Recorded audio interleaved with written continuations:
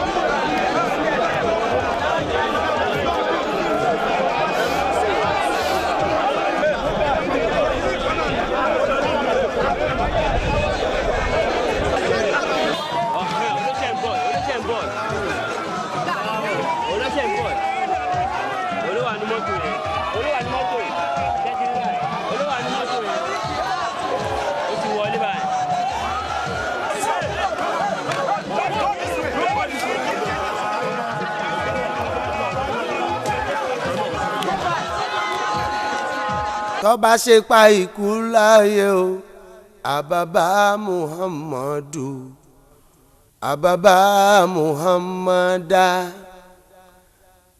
ọ̀kẹ́ mẹ́fà lẹ́gbàájì a ò bá kan láyé mọ́. ẹni tó bá máa gbé ẹ wá pé ọba ní dárò aró èèyàn tó màlùkò ẹ dákun ẹ bá ní dárò sùn. gbogbo ẹni tó bá mọ lékelèké gbogbo wa pátá ẹ jẹ́ àjọ ṣèdárò fẹ́ fún un. iná ti kú ó ti fẹ́ rú bojú ọ̀gẹ̀dẹ̀ ti kú ó ti fọmọ ẹ̀ rọ́pò báládì ọ̀bá sílé ìbọmọ ẹni ní jogún ẹbu. nǹkan ṣẹlẹ̀ nǹkan ṣe ń jù wọn ọ̀gbọ́ létílé aráalé gbọ́ aráalé mà mú mọ́ra mà ní.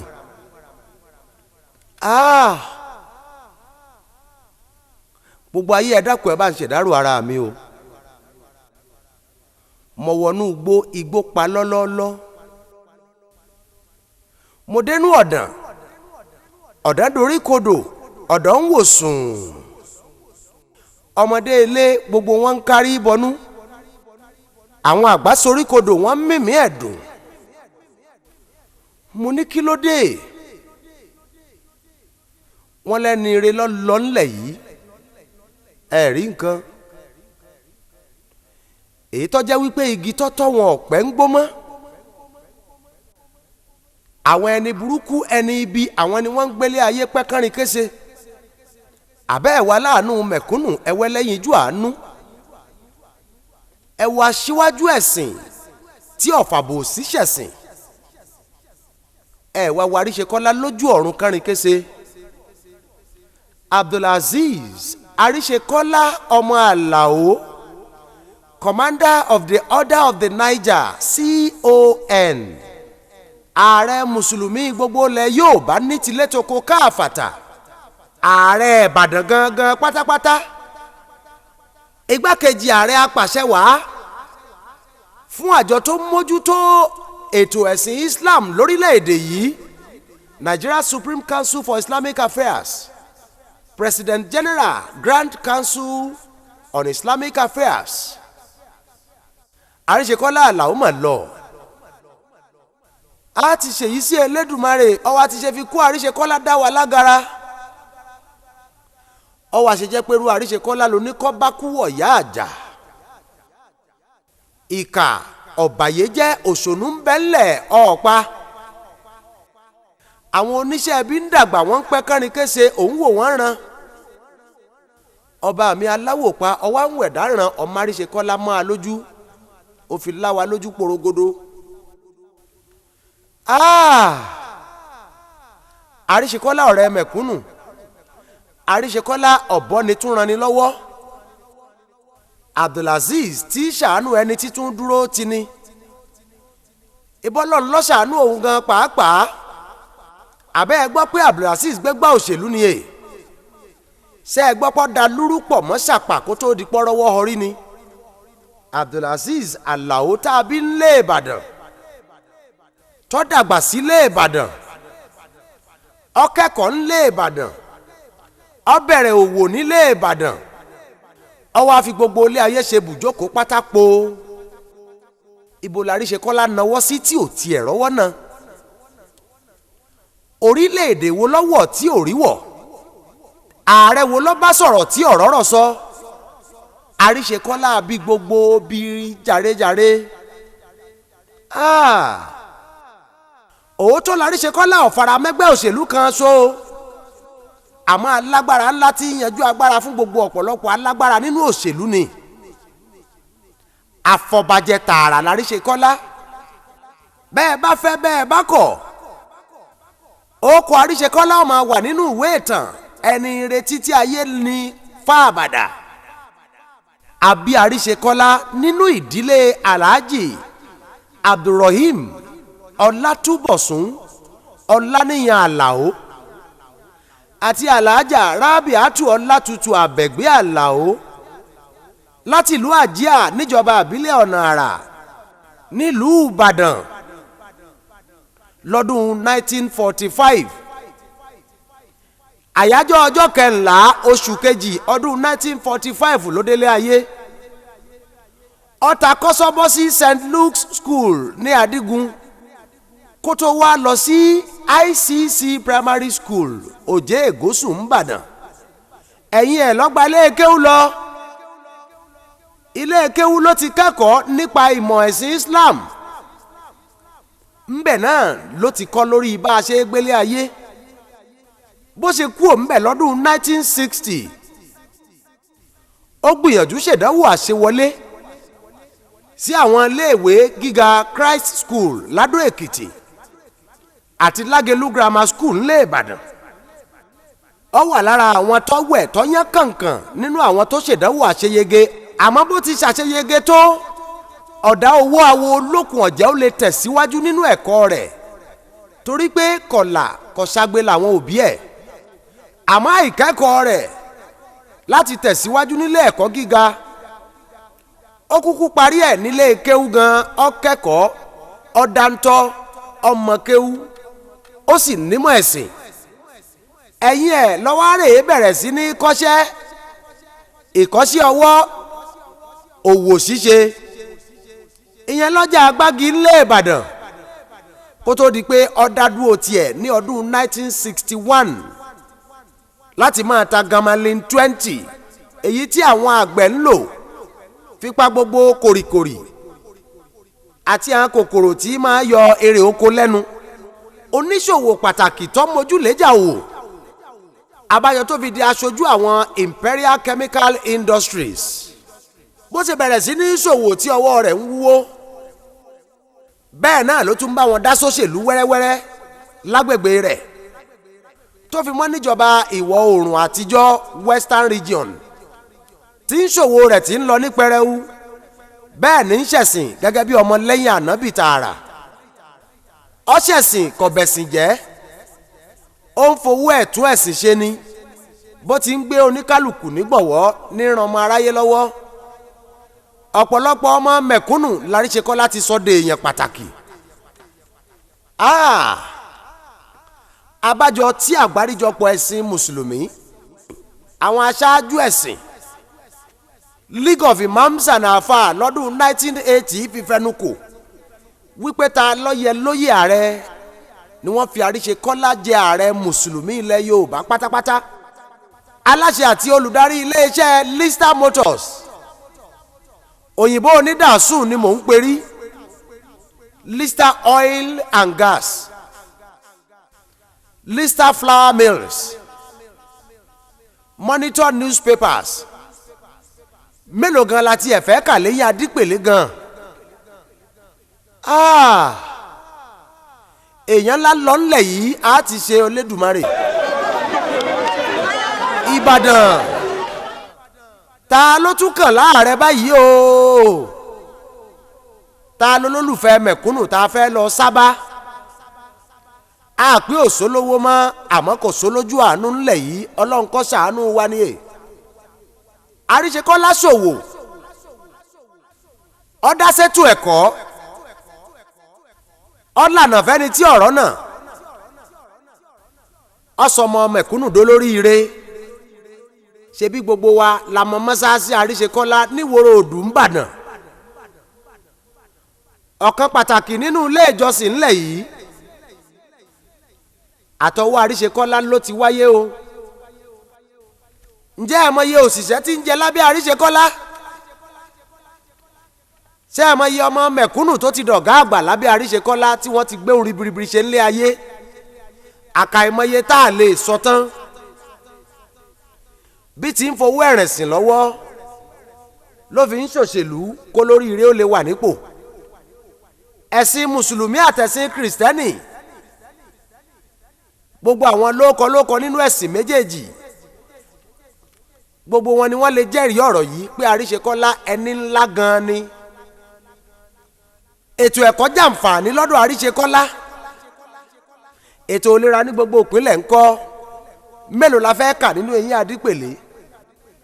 ó gbé sí àgbẹ̀ lárugẹ. iléeṣẹ́ ńláńlá olókoòwò kéékèèké gbogbo wọn pátápátá ló bomi ọlá àríṣekọ́lá mu. Ikú pa bírí abírí ti kú, ikú pa bìrì abìrí rọ̀run. Kò sẹ́ni tí ò ní kú o, kí gbogbo wa máa múra alẹ̀ dọ́jọ́ tiwa. Kò sẹ́ni tó kó bàbá rẹ̀ ò ní dìgbòrò. Ọjọ́ Wednesday ọjọ́ 18 oṣù kẹfà ọdún 2014 l'Abdulaziz àríṣekọ́lá ọmọ Àlàó dágbére fáyé. Ó ló dìgbò ṣe nínú ilé rẹ̀ ní London wípé èyí tí mo ṣe tó ẹ máa ṣe yòókù lọ. A ti ṣèyí sí Elédùmarè níjọ́ tí ń lọ. Ó sọ fáwọn tó wà láyìíká rẹ̀ wípé tó òun ó dé lọ́jọ́ Wednesday gangan. Wọ́n sì láwọn ń retí ẹ̀ ńlé. Àmọ́ bó ti wọ Ọlọ́run ní ọ̀ṣọ́lá àṣẹ ń dágbére pé tó òun ń lọ ni òun ò ní dé spáyì mọ́. Ẹyẹ ti lọ, ìyẹ́ ló kù tá a máa wò lẹ́yìn ẹyẹ. Àlẹ́yẹ rí mọ́, ẹyẹ ti lọ tèfètèfè. Gómìnà wa ńlẹ̀ yìí Sẹ́nétọ̀ Isiaq Abiola Ajimobi, ẹ̀yin mo kí o, ẹ kú àṣẹ̀yìndè, ẹ kú léde ẹni ire tó lọ. Abiola pitú méje yàyà mẹ́fà. Òun gan làbá pè ní bàbá àsìkú.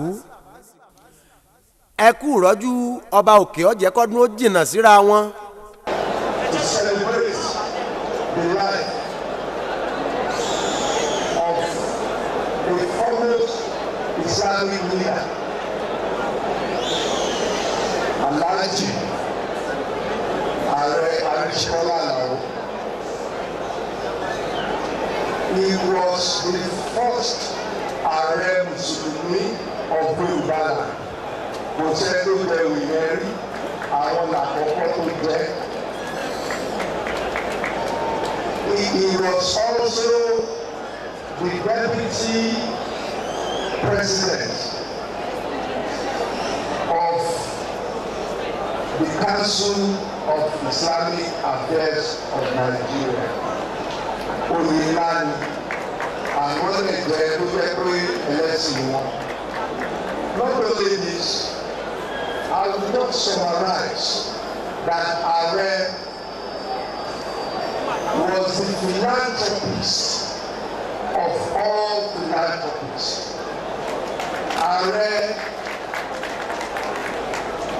was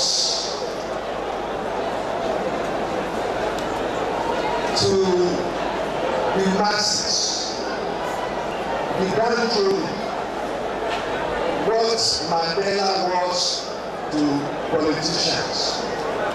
Mandela fought for the liberation of politicians, particularly in South Africa and in Nigeria, in the whole world in general.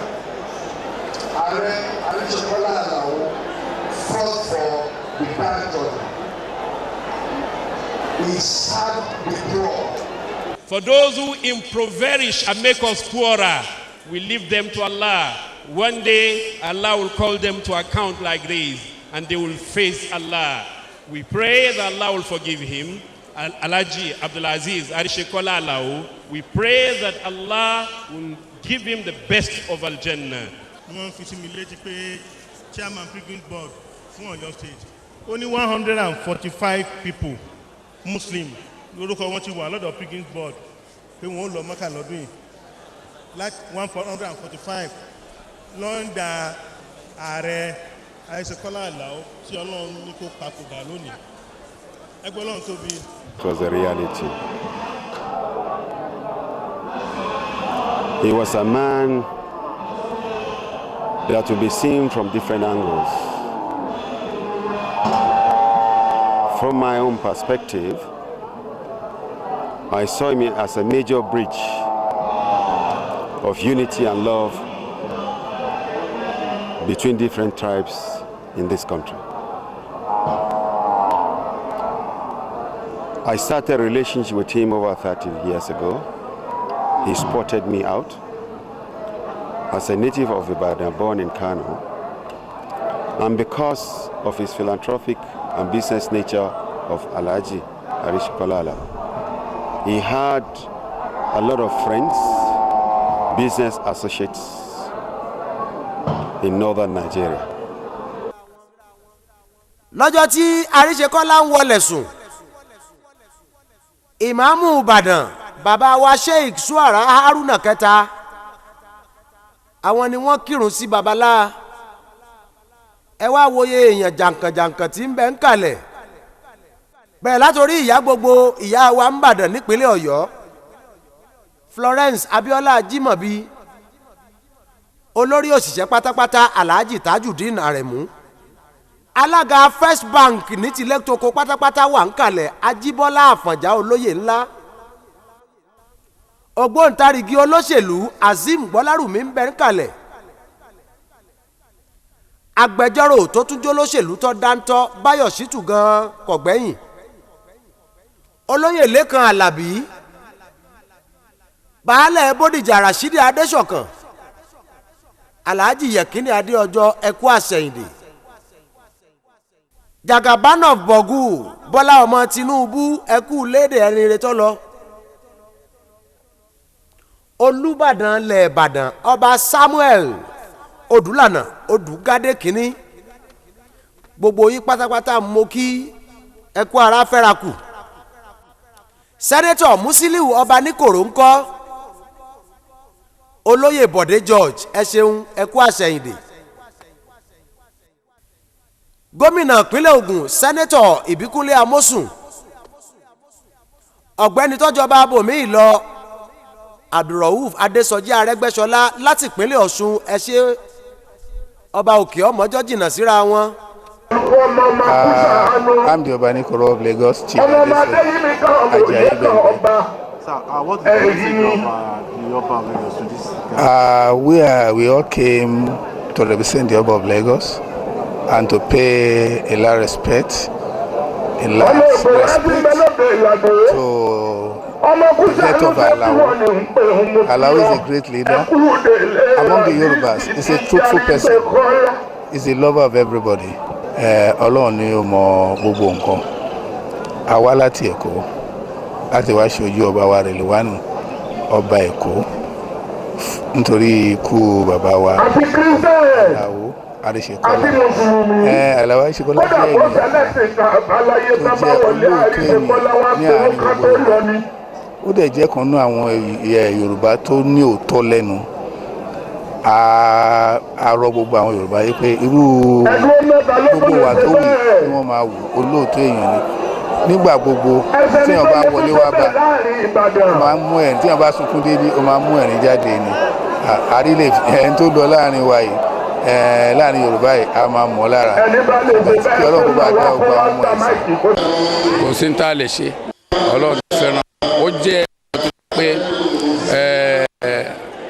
wọ́n jẹ ọmọdé tàgbà jẹ, kò sẹ́ni tó wọlé ẹ̀ tó bá fẹ́ kún wọlé ẹ̀ á bá ẹ̀rín jáde, ẹni tó bá débẹ̀ tó bá délé ọ̀dọ̀ ẹ̀ á mọ̀ pé ṣùgbọ́n síbẹ̀síbẹ̀ ibi tó bá wà léni òun náà ó bá wẹ̀yìn wá rí pé gbogbo ayé ló fẹ́ràn òun, gbogbo àti mùsùlùmí àti kìrìsìtẹ́nì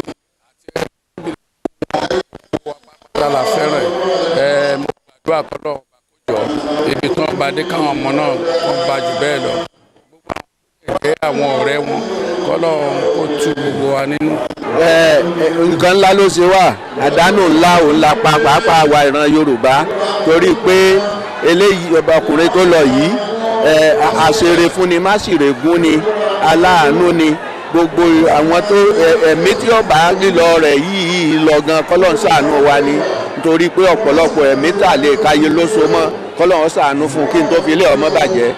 Ó yà wá lẹ́nu ìgbà tí a gbọ́ ikú rẹ̀ nítorí mo lọ bẹ̀ẹ́ wò nílé rẹ̀, wọ́n á sọ fún mi pé ó lọ sí ìlú òyìnbó, mi ò mọ̀ pé fún ikú ni kí Ọlọ́run Olódùmarè kó gbé sí afẹ́fẹ́ rere. A ó ṣèrántí rẹ̀ fún ìfẹ́ rẹ̀ sí ọmọlákejì rẹ̀ àti sí Ọlọ́run, kí Olúwa kí ó dẹlẹ̀ fún kí ó sì dárí gbogbo àwọn ẹ̀ṣẹ̀ rẹ̀ jì. Bàbá wa ARISEKOLA nígbà tó ń gbà ayé wọn èèyàn dáadáa ni wọ́n, olùfẹ́ àwọn tálíkà ni wọ́n, olùfẹ́ gbogbo Ìbàdàn ni wọ́n, àwọn Ìbàdàn tó tọ́ ni wọ́n, gbogbo Ìbàdàn gbogbo Nàìjíríà ló ń ṣe lédè lẹ́yìn wọn. Ààrẹ ARISEKOLA Alao was a father figure to me, to a lot of us. He was a leader worthy of emulation. He was a philanthropic. He was an epitome of what it is to be hardworking, what it is to believe in other human beings. He believed in God. His life was an exemplar. His life was one that you cannot but marvel at how God Almighty could put so many qualities, so many capabilities into one person. He had it all. He came, he saw, and he conquered. Even though we are missing him, we have lost him, it is my sincere belief that just as we would have loved for him to be here with us, the heavens, the angels have been looking for him too, frantically. And he had fulfilled his mission in life. I think our land, or your state, Nigeria, will not be the same again with the demise of this wonderful, wonderful man. It didn't matter whether you were young or old, poor or rich. He mixed very freely. He was willing to come to your aid. He was willing to provide succor. I don't know that we have very many people who God endowed with that spirit of giving, with that spirit of wanting to be your brother's keeper as much as Are was so endowed. So we will miss him, but we thank God Almighty for his wonderful life. We hope those of us in society who are still alive, especially those to whom God had given, will take a cue from his life and learn to be kind, to be good, to be considerate of the needs of others. Igi arabani. Igi arabani tí ó ní ẹ̀ka tó pọ̀ fún Kristẹni, fún Mùsùlùmí, fún olówó, fún tálíkà, fún ẹni tí ó lọ́kọ, fún ẹni tí ò lọ́kọ, kò jẹ́ kí n màlá pé ọkọ mi ò sí for the past 11 years ago. So igi arabani tí ó sọnù nílùú Ìbàdàn, igi arabani tó sọnù ní ìdílé Mùsùlùmí, igi arabani tó sọnù ní àgbáyé. Irú ẹ̀ kéèyàn tó tún rí is another century. I am married to our father, Alhaji Abdulaziz Arishekola's younger brother. Alhaji Abdulaziz Arishikola Alao, wọ́n jẹ́ ènìyàn Ọlọ́run tó fẹ́ràn, wọ́n love ẹ̀sìn púpọ̀ púpọ̀. Wọ́n dẹ̀ ń kó gbogbo ẹ̀mí bí ọmọ rẹ̀ wọn kò mọ́ra, wọ́n dẹ̀ rán wọn lọ sílé ìwé títí lọ sí INEIT torí pé wọ́n like education. Wọ́n dẹ̀ like àwọn aláìní, wọ́n máa ń fi fún ni. Wọ́n jẹ́ ẹ̀bùn fún ìpínlẹ̀ Ọ̀yọ́, wọ́n jẹ́ ẹ̀bùn fún Ìbàdàn, wọ́n jẹ́ ẹ̀bùn fún Nàìjíríà, wọ́n jẹ́ ẹ̀bùn fún àgbáyé. Torí tí wọ́n bá wà nílùú London náà, àwọn aláwọ̀ funfun máa ń rọ̀gbàyé wọn ká ni. Wọ́n bá wà ní Saudi, aláwọ̀ funfun máa ń ràgbàyé wọn ká ni. Wọ́n jẹ́ ẹni tó yẹ pé kò yẹ ká sọ wọ́n nù ní àkókò yìí, ṣùgbọ́n a ń láti gbà fún Ọlọ́run. Ọlọ́run tó rán wọn wá ló tún ní kán padà wá sọ́dọ̀ wọn. For me, it's philanthropy is legendary. Indeed, you will not even know. He plays with everybody. I still spoke with him, I don't know, maybe about 10 days or so ago. And this comes, indeed, it's another lesson, really, that somebody else owns this life. Ani logo Ọlọ́run atunkewu, ani logo Ọlọ́run yọ lọ wallahi súnmọ́ bí láì yọ lọ. Kò dẹ̀ ní yé àdéhùn, mo ti fún Mẹ́kà méjì. Láwọn tó kọ̀ mọ̀ mí ń bọ̀ dá ládùúgbò, bá mi rán wọn lọ Mẹ́kà. Àwọn ẹ̀dẹ́ wọn náà fẹ́ lọ ṣètọrẹ, mú kí n gba nǹkan kan lọ́wọ́ èèyàn bá lọ́ọ́ máa lé jáde ni o. wọ́n á lé ẹ táàtú àdúrà ni wọ́n sọ pé wọ́n máa ń ṣe àdúrà lọ́wọ́ máa ń ṣe sáà máa ṣàdúrà ọlọ́run ló ní gbogbo nǹkan kódó kú ó mú mi wá síbi bẹ́ẹ̀rì ẹ̀ ń bí ìgbà yẹn ṣùgbọ́n mi tètè rántí ó ní mo máa sọ pé ibi tó sùn nù kò yá èmi yìí ń gbádùn ẹ lọ́wọ́ ọlọ́run náà dẹ́ yìí ń gbádùn ẹ kò tí ìyá má fi kí wọn hàn mí ló bá ń rẹ́rìn ìgbà yẹn làá wo màálùú làá wo àwọn oríṣiríṣi nǹkan àwọn èèyàn á wá bí wọ́n láti jẹun ni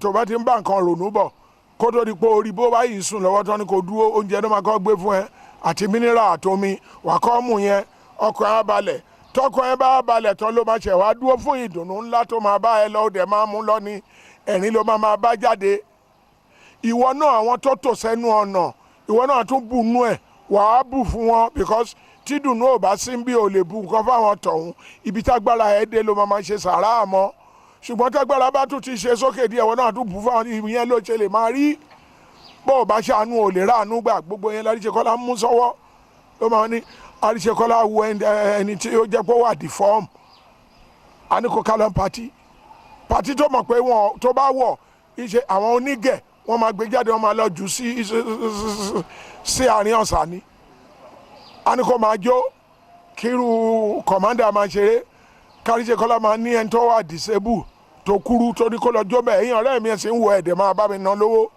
wọ́n bá bẹ̀ sí da owó bò olùkọ́ gbé 50,000 lé lọ́wọ́ pé kò lọ́nà mo kàn wò ní olówó ló ń ṣerú ẹ̀ ṣe báwọn tó lówó kún Ìbàdàn bí wọ́n lè wọlé wọn ní ajá ò jẹ́ wọ́n máa tilẹ̀kùn ní bó tiẹ̀ jẹ́ kán scrutinize wọn kán tó wọlé wọ́n ní ohun tí wọ́n lè fi wò wọ́n bóyá bọ́ǹbù wà wọ́n ò ní ṣe é ṣùgbọ́n àwa ti kẹ́kọ̀ọ́ lára Àríṣekọ́lá àdèmọ́ra máa bá ẹ̀kọ́ yẹn lọ ọ̀rọ̀ wípé bóyá jù lọ́kọ́ Olúwa ló ń fúnyàn ní wisdom àwọn ọmọ ẹ̀ ní agbára Ọlọ́run kọ́ lọ́hùn dá wọn sí kọ́ pàdé ojú àánú tí bàbá wọn ṣe gbogbo ibi tí wọ́n bá lọ wọ́n máa bójú àánú pàdé ni. ọ̀pọ̀ tá a lè kà tán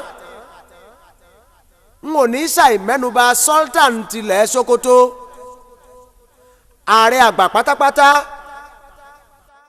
fún Supreme Council on Islamic Affairs lórílẹ̀‐èdè yìí gbogbo wọn pátá ni wọ́n bá ní kẹ́dùn nílé Àríṣekọ́lá. Sisters and brothers in Islam, especially our sons and daughters,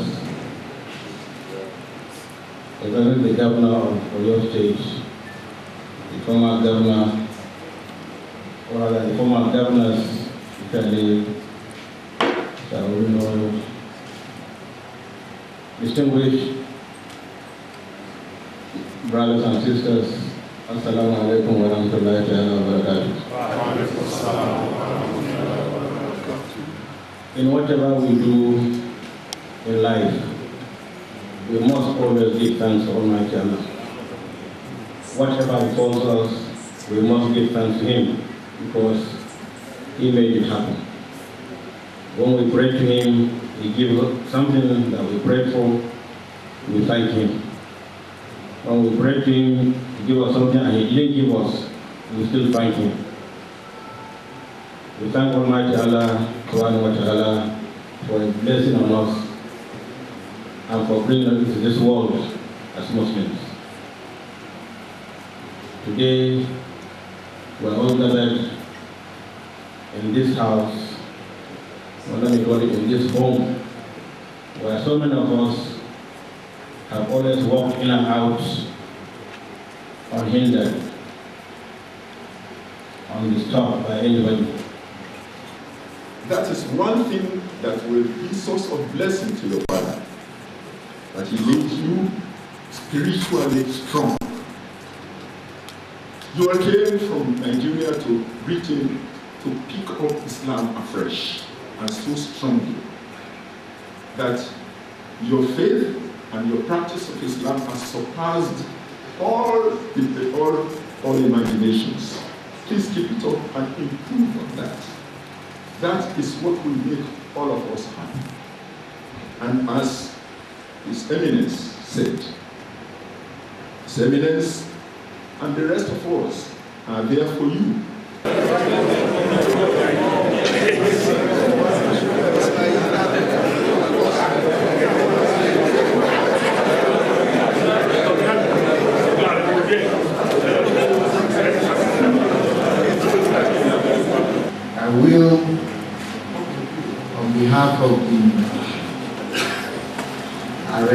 ARISEKOLA's family, on behalf of the people and the government of Oyo State, welcome His Eminence, our Royal Father, and the President General of the Supreme Council of Islamic Affairs, who incidentally has been a very close brother of ARISEKOLA, and his entourage, and all the clerics that are here, chief imams, Islamic scholars, and all the prominent Nigerians that are present here today. For me, and for us in the state, it's a great loss to us. But let's take solace in the fact that a man that lived for only 69 years, out of which he has been in the precinct of the public eyes for 50 years. He wined and dined with the most powerful, with the most precision. That normally when he sees me, he will be welcome, but I didn't ask for that today. But we are very close, most of you don't know this. And that's how politics should be played. Former Oga. Do your best. Even if you are dying, your Oga will know you tried, compared with his other servants, that this one tried more than even those who were up to 80.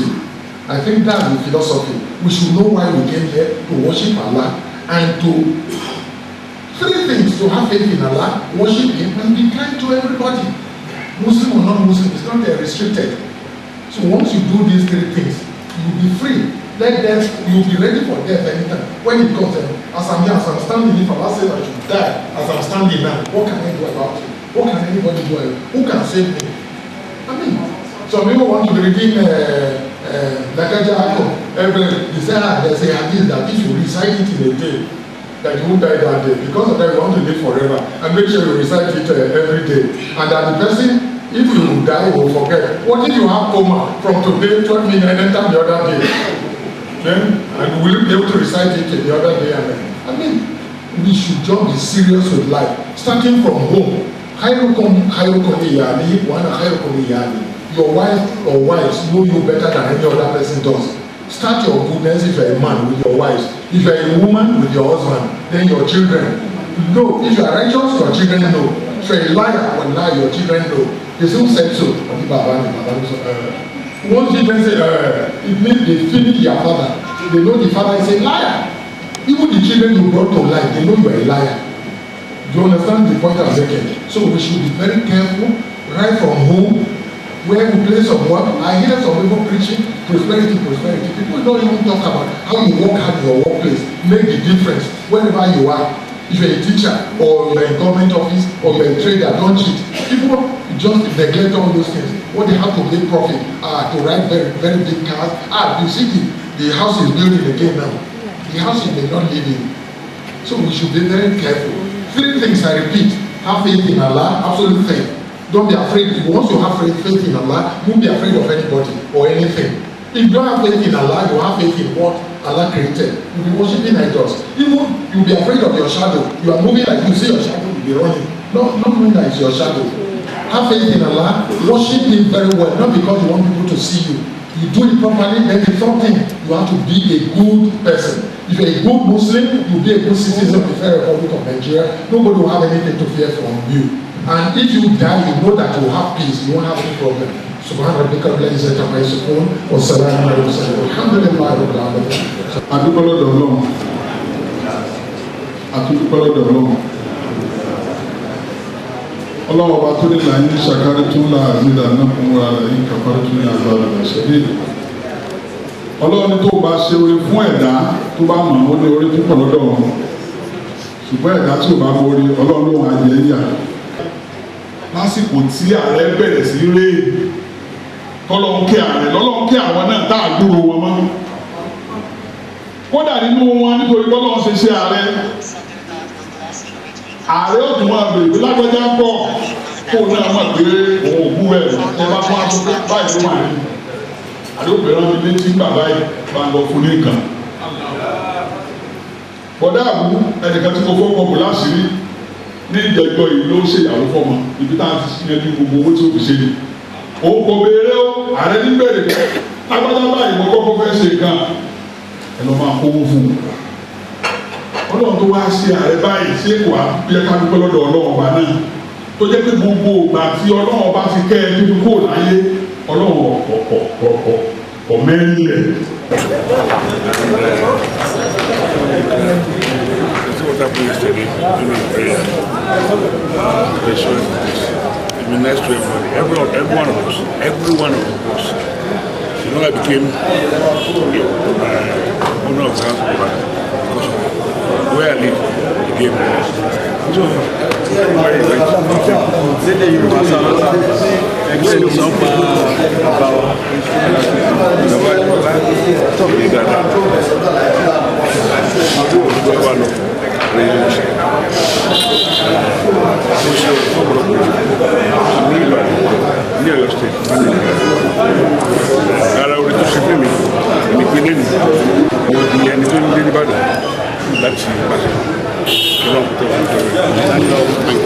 ààrẹ ilẹ̀ yìí ààrẹ apàṣẹ wà lórílẹ̀‐èdè nàìjíríà Goodluck Jonathan ẹ ṣe ẹkú àdúrótì.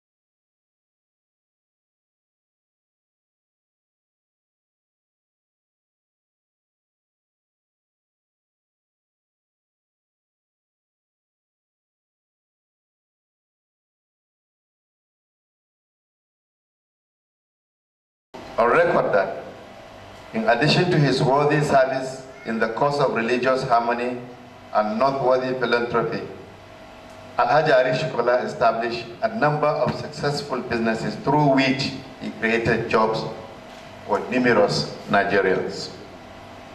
I urge all whom he has left behind to find some solace in the fact that Alhaji ARISEKOLA lived a very fulfilled life and has left behind a rich legacy of which they can all rightly be proud of. It is my prayer that Almighty Allah grant his soul eternal rest, even as he grants his family, relatives, friends, associates, and dependents the strength to cope with the passing of this veritable titan. Yours sincerely, Goodluck Bello Jonathan.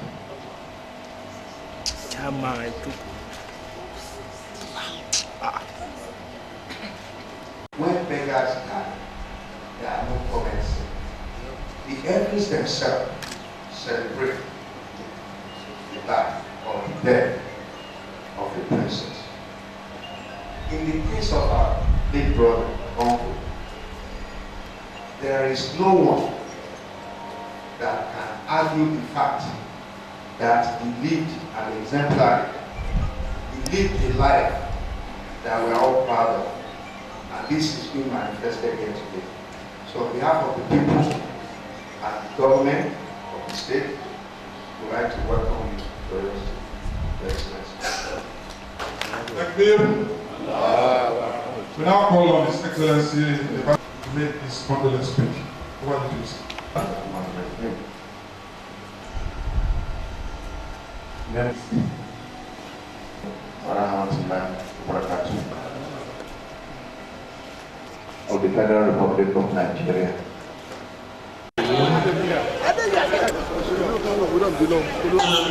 Ilẹ̀ Yorùbá àlàá tí àbíyẹ̀kí àti ọ̀dọ́ àwọn náà wà ẹni pé báwọn fi àwọn ọ̀gá ọ̀dọ́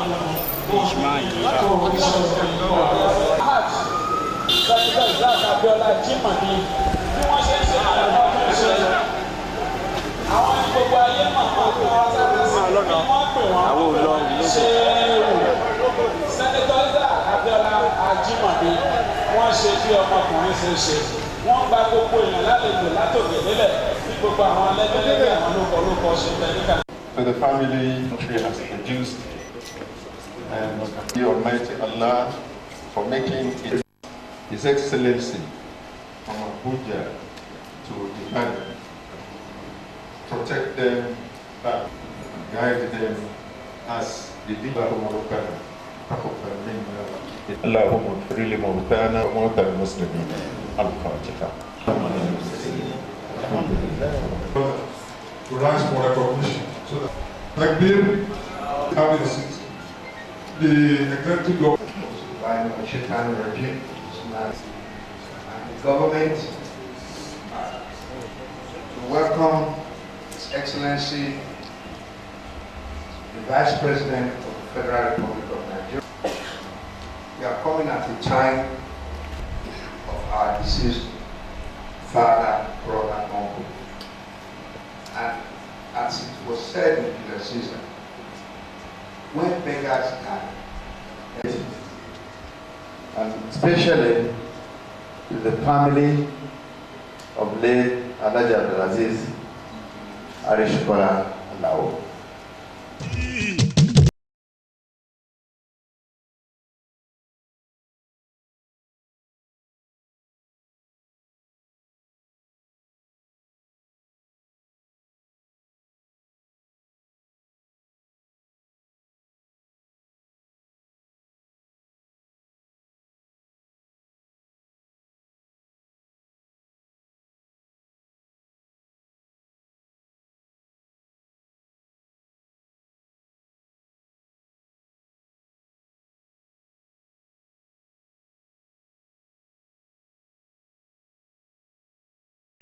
mélòó la tiẹ̀ fẹ́ kà gan-an èèyàn pọ̀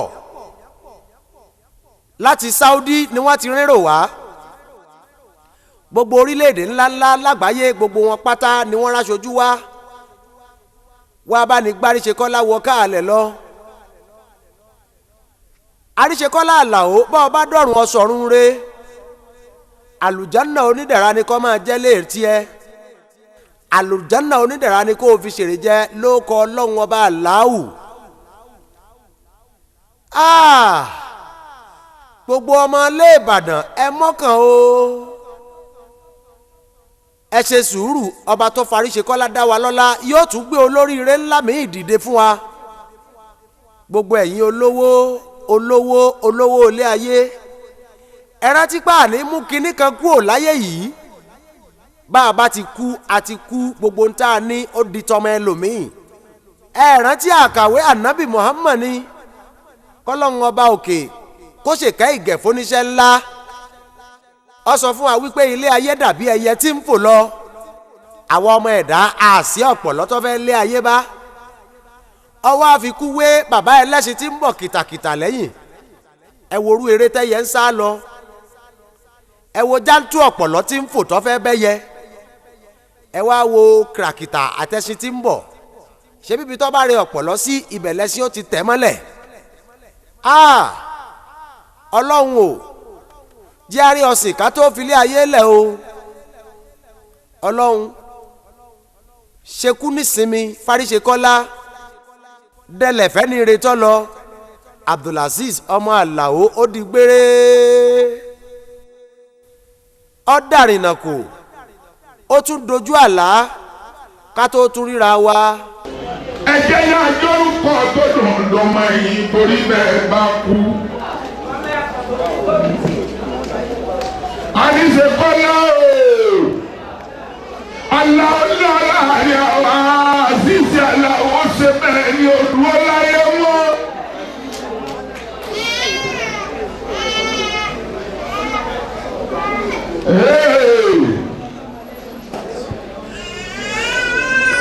Mẹ́lẹ̀ ike bó bá wọlé yóò bùtà kó dàbí wèrè bá wọlé abúkèlè àmàlà kò sẹ́yìn tó lè délé àríṣekọ́lá ìkó mọ́mọ́ sóríire ó lọ máa lọ èèyàn ní bẹ́kún wọlé kó bẹ́kún jáde.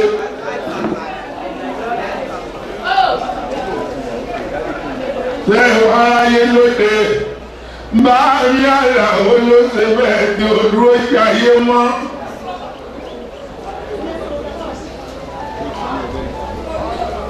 Èmi la ṣe fún àgbẹ̀ tó ní káwọn máa dárò. Èmi la fi ṣe àlùkò tó ní àwọn máa kó sùn. Kí la ṣe fún lébèlékè tó ní káwọn máa ṣe lọ lù kẹfẹ́ mi la ṣe fún kúkú mi máa fi ṣe kọ́lá lọ máa lọ́wọ́. Ó ṣe jẹ́ pé iyì tó bá ti tọ́ èrè pẹ́ ní gbó.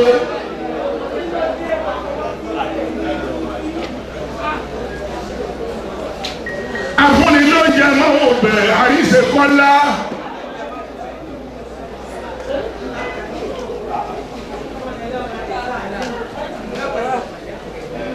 Afúnni ló jẹ máa wò bẹ̀rẹ̀ ọmọ máa àríṣekọ́lá. Bí wọ́n ń bẹ̀rẹ̀ nìkan máa ní àdáwó lọ sí orí rẹ̀ pé àdáwó lọ láàrin àwọn kó.